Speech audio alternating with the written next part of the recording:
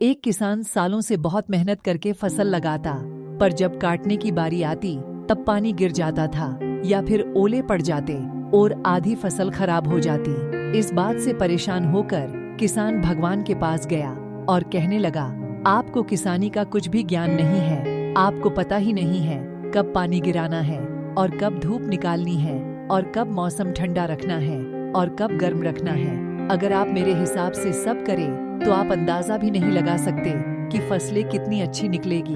भगवान मुस्कुराए और किसान को शक्ति दे दी और कहा, जब तुम्हारी फसल निकले तब मेरे पास आना। किसान बहुत खुश हुआ और मन में यह सोचते हुए गया, अब देखो मैं बताऊंगा कि कैसे किसानी के लिए मौसम लाया जाता है। अब पूरे समय किसान को जैसा लगता था वैसा ही वह पानी गिराता, धूप निकलता और ठंड लाता। देखते देखते किसान की फसल बहुत शानदार हो गई।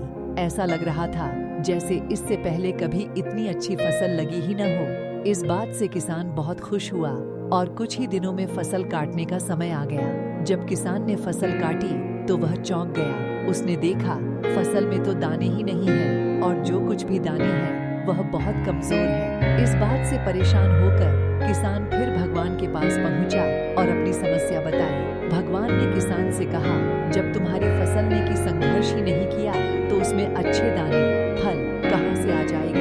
उन फसल ने आंधी की मार नहीं सही, न ओलों की और न ही खराब मौसम की। एक अच्छी फसल के लिए संघर्ष करना बहुत जरूरी है। किसान को अपनी गलती समझ में आ गई और वह भगवान से माफी मांगकर वापस आ गया और फिर उसने दोबारा कभी खराब मौसम की शिकायत नहीं। शिक्षा, इस सीख देने वाली कहानी से हमें यह शिक्षा मिलती है कि बिना संघर्ष के जीवन में सफलता नहीं मिलती। जब हम मेहनत करते हैं और परिणाम अपने हिसाब के नहीं मिलते, तब हमें संयम रखना चाहिए और निरंतर मेहनत करते रहना चाहिए।